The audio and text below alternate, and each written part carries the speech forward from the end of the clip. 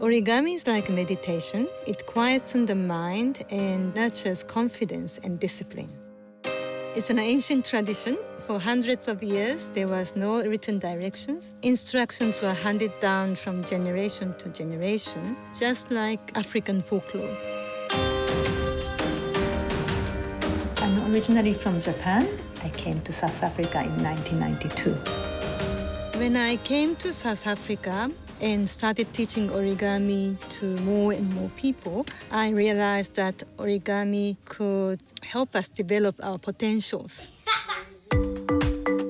I formed the organization called Origami for Africa in 2009, so that origami, just like brushing teeth, should be the daily experience. When you're doing origami, you gain fine motor skills, better concentration. They can construct something out of nothing.